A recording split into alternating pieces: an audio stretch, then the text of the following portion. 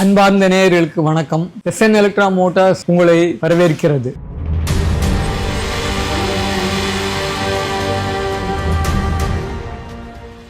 Battery வண்டி resale value இல்லைன்னு சொல்றாங்க. இப்போ பெட்ரோல் வண்டியை நல்ல ரேட்டுக்கு விற்கலாம், ஆனால் பேட்டரி வண்டி அப்படி போகுமா சார்? ரொம்ப நல்ல கேள்வி கேட்டீங்க. பெட்ரோல் வண்டி ஆரம்பிச்சு கிட்டத்தட்ட 150லேருந்து 200 வருஷம் ஆகுது, 150 வருஷமாவது ஆகுது. ஸோ இந்த 150 வருஷத்தில் நிறைய டிரான்சாக்ஷன் நடந்துக்குது. இப்போ ஒருத்தர் வாங்குறாங்க, விற்கிறாங்க, அந்த மாதிரி டிரான்சாக்ஷன் நடந்ததுனால ஒவ்வொருத்தருக்கும் இந்த வண்டி என்ன விலைக்கு போகும், என்ன விலைக்கு எடுத்துப்பாங்கங்கிற இது பையருக்கும் தெரியுது, செல்லருக்கும் தெரியுது. ஸோ அந்த மாதிரி இந்த ஒரு 100-125 வருஷத்தில் பெட்ரோல் வண்டியில் நடந்திருக்குது. எலக்ட்ரிக்கல் வண்டியில் இப்போ தான் ஆரம்பங்கிறதுனால எல்லாருமே வாங்க தான் ஆரம்பிச்சிருக்காங்களே தவிர விற்கிறதுங்கிற ப்ராபபிலிட்டி ரொம்ப ரொம்ப கம்மியாக இருக்குது. ஸோ அதனால் இது ரீசேல் வேல்யூ என்ன இருக்கும்னு சொல்லிட்டு யாராலையும் ஜட்ஜ் பண்ண முடியாது. இப்போ நான் ஒரு ரீசேல் வேல்யூன்னு சொன்னேன்னா அது தப்பான ஒரு ரீசேல் வேல்யூவாக தான் இருக்கும். ஏன்னாக்கா இது வரைக்கும் யாரும் நடந்ததில்லை. ஃபஸ்ட் டைம் இனிமேல் தான் ஆரம்பித்து பண்ண போகுது. இதே 100 வருஷத்துக்கு முன்னாடி பெட்ரோல் வண்டி கேட்டிருந்தீங்கன்னா இதே ஒரு சுச்சுவேஷன் தான் இருந்திருக்கும். அப்போ அந்த மாதிரி யாரும் வாங்கி விற்று இல்லைங்கிற போது பெட்ரோல் வண்டிக்கும் இதே மாதிரி தான் இருந்திருக்கும். இப்போ அந்த ஆரம்ப ஸ்டேஜ் இப்போ எலக்ட்ரிக்கல் வண்டியில் இருக்குது. ஸோ அதனால் இப்போ ரீசேல் வேல்யூங்கிற இதை விட ஓட்ட முதலே எடுத்துட்ட மாதிரி இருந்ததுன்னு வச்சுங்க. உங்களுக்கு அதனால தான் முதலே சொன்னேன் நான், பெட்ரோல் வண்டிக்கு உங்களுக்கு ஒரு ஆகக்கூடிய காசுன்னு பார்த்தீங்கன்னாக்கா 3 ரூபா, 2.5 ரூபாலேருந்து 3 ரூபா வரைக்கும் ஆகக்கூடியது. எலக்ட்ரிக்கல் வண்டியில் உங்களுக்கு 10 பைசாலேருந்து 15 பைசா தான் ஆகக்கூடியது. ஸோ ஒரு 2.5 ரூபா வரைக்குமாவது நீங்கள் எலக்ட்ரிக்கல் வண்டியில் சேவ் பண்ணுவீங்க. இந்த சேவிங்ஸை நீங்கள் கணக்கு பண்ணி நம்பர் ஆஃப் கிலோமீட்டர்ஸை நல்லா ஓட்டி இது பண்ணிங்கன்னா பேட்டரி வாரண்டி 3 வருஷத்துக்கு மினிமம் தராங்க. எல்லா அதுக்கு மேலே கூட சில கம்பெனிஸ் தருது. மினிமம் 3 வருஷமே வச்சுருந்தா கூட லைஃப்னு ஒன்று இருக்குது, அது 4-4.5 வருஷம் வரைக்கும் வரக்கூடியது. ஸோ இந்த இதில் பார்த்தீங்கன்னா நல்லா ஓட்டி நல்லா எலக்ட்ரிக்கல் வண்டியை நல்லா யூஸ் பண்ணிங்கன்னா 2-2.5 வருஷத்துலேயே போட்ட முதலையே எடுத்துடலாம். இப்போ நீங்கள் 1 லட்ச ரூபா போட்டிங்கன்னா அந்த 1 லட்ச ரூபாயை நீங்கள் எடுத்துடலாம். பெட்ரோல் சேவிங்னாலே எடுத்துட முடியுது. அப்போ உங்கள் போட்ட முதலே உங்களுக்கு வந்த அப்புறம் ரீசேல் வேல்யூ பற்றி நீங்கள் ஏன் கவலைப்படணும்? அவசியமே இல்லையே. உங்களுக்கு நீ போட்ட முதல்ல எடுத்துட்டீங்க, அதுக்கு மேலே ஓடுறதெல்லாம் உங்களுக்கு லாபகரமாக தான். ஸோ அதனால் ரீசேல் வேல்யூங்கிறது கொஷினே இல்லை. நீங்கள் ஆனால் அதுக்கு ஏற்ற மாதிரி நல்லா ஓட்டி நல்லா ஒரு பயனை அடையிறதுக்கு வழிவகுத்துக்கணும். நீங்கள் தான். அதிகபட்ச கிலோமீட்டர் தர வண்டி ஏதாவது இருக்கா சார்? திரும்பவும் நான் சொல்கிறது என்னென்னா, அதிகபட்சம் அப்படிங்கிற இது உங்களோட நெசசிட்டியை பொறுத்து இருக்குது, அதாவது உங்களுக்கு தேவையை பொறுத்து இருக்குது. ஸோ நீங்கள் அதிகபட்சம் இருக்கிற தூரத்தை வண்டி வாங்கிட்டு ரொம்ப குறைச்சலாக வண்டி ஓட்டினீங்கன்னா உங்களுக்கு எக்கனாமிக்கலே இல்லைங்கிற மாதிரி தான் உங்களுக்கு வரும். அதிகபட்சங்கிற மாதிரி நிறையா இதனோட இது இருக்குது. ஓலாவில் இருக்குது, ஏத்தரில் இருக்குது, ஈவன் டிவிஎஸ் ஐக்யூப்பில் இருக்குது.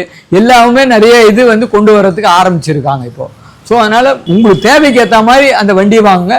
இன்னொரு ஸ்மால் ரெக்வஸ்ட் எல்லா கஸ்டமருக்கும் நாங்கள் சொல்கிறது என்னென்னாக்கா, தேவைக்கு ஏற்ற மாதிரி வாங்குறதுங்கிறது ஒன்று.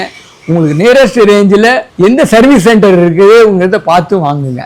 ஏன்னா இப்போ தான் ஆரம்ப ஸ்டேஜில் இருக்கிறதுனால வண்டி ஏதாவது பழுதாச்சுனாக்கா அது ரிப்பேர் பண்ணுறதுங்கிறது ரொம்ப பேருக்கு இல்லை. பெட்ரோல் வண்டிக்கு நிறைய பேர் இருக்க மாதிரி அந்த அளவுக்கு இல்லை. ஸோ உங்கள் வண்டி நல்லா இருந்து நல்லா இது ஓடித்து good, well and good. But அதாவது சின்ன பழுதோ சின்ன இது பண்ணோன்னாக்கா நீங்கள் ரொம்ப தூரத்தில் இருக்கிற இவங்கள்ட்ட சர்வீஸ் சென்டரில் வண்டி வாங்கினீங்கன்னா உங்களுக்கு கொஞ்சம் அந்த பழுதான சமயத்தில் கொஞ்சம் கஷ்டமாக இருக்கும். அதனால் நியரஸ்ட்டு ஒரு பக்கத்தில் இருக்கிற இதுக்கு மாதிரி வண்டி வாங்கினீங்கன்னாக்கா உங்களுக்கு ராது தான் இவ்வளோ டிஸ்டன்ஸ் போகுது, அவ்வளோ இது போகுதுங்கிறத உங்கள் தேவை என்ன, உங்களோட எவ்வளோ கிலோமீட்டர் போகிறீங்க ஓட்டுவீங்க, ரெண்டாவது உங்களுக்கு நியரஸ்ட்டாக நல்ல சர்வீஸ் சென்டர் இருக்குதா, இது ரெண்டையும் பார்த்து வாங்கினீங்கன்னா உங்களுக்கு எல்லா விதத்துலேயும் எலக்ட்ரிக்கல் வண்டி சூட்டபிளாக இருக்கும். பொதுவாக லித்தினியம் பேட்டரி லைஃப் எவ்வளவு நாள் வரும்? எத்தனை நம்பர் ஆஃப் சார்ஜ் வரும்? கிலோமீட்டர் எவ்வளவு வரும் சார்? எல்லா பேட்டரிக்குமே லைஃப் சைக்கிள்னு ஒன்று இருக்குது. ஒரு சைக்கிள்ங்கிறது ஒரு தடவை சார்ஜ் பண்ணி ஒரு தடவை டிஸ்சார்ஜ் பண்ணுறதுக்கு பேர் ஒரு சைக்கிள்னு பேர். இப்போது லெட் ஆசிட் பேட்டரிலாம் எடுத்தீங்கன்னா அந்த லெட் ஆசிட் பேட்டரிக்கு லைஃப் சைக்கிள்னு பார்த்தீங்கன்னா 150லேருந்து 200 சைக்கிள்ஸ் தான் வரும். இதே லித்தியம் பேட்டரி எப்படின்னு எடுத்தீங்கன்னா 1100லேருந்து 1200 சைக்கிள் வரைக்கும் வரும். இப்போ எல்லா மேனுஃபேக்சரர்ஸ் எல்லா ரிசர்ச்சர்ஸுமே இந்த நம்பர் ஆஃப் சைக்கிள்ஸை இம்ப்ரூவ் பண்ணுறதுக்கு ரொம்ப முயற்சி எடுத்துகிட்டு இருக்காங்க. இப்போது 1000-1200 இருக்கிற அந்த லித்தியம் பேட்டரியை விட இக்காலத்தில் இன்னும் வரப்போகுதுன்னு பார்த்தீங்கன்னாக்கா ஜிங்க் அயான் அப்படின்னு ஒரு இது நம்ம ஐஐடி மெட்ராஸ் இவங்க தயாரிச்சிருக்காங்க.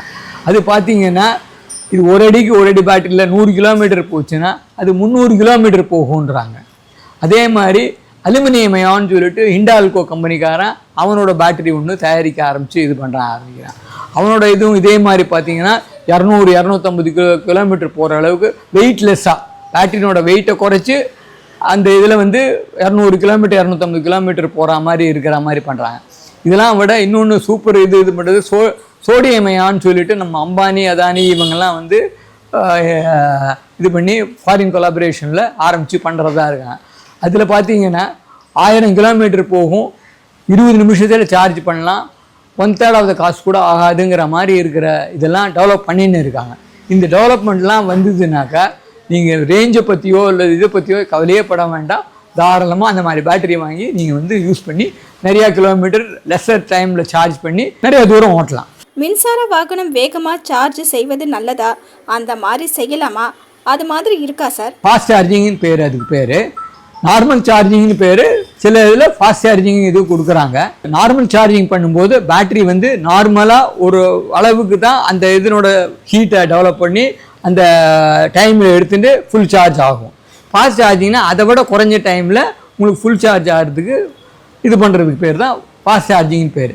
பட் இந்த ஃபாஸ்ட் சார்ஜிங்கில் ஒரே டிஃபிகல்ட்டி என்னென்னாக்கா 4ஆம் வட்டத்தில் பேட்டரியினோட எஃபிஷியன்சி லைஃப் வந்து குறையிறதுக்கு நிறைய வாய்ப்புகள் இருக்குது. ஸோ அதனால் ஃபாஸ்ட் சார்ஜிங் வந்து முடிஞ்ச வரைக்கும் பண்ணாமல் இருக்கிறது நல்லது. கேள்வி நிறைய கேட்க எங்களுக்கு ரொம்ப ரொம்ப சந்தோஷம். நன்றி, வணக்கம்.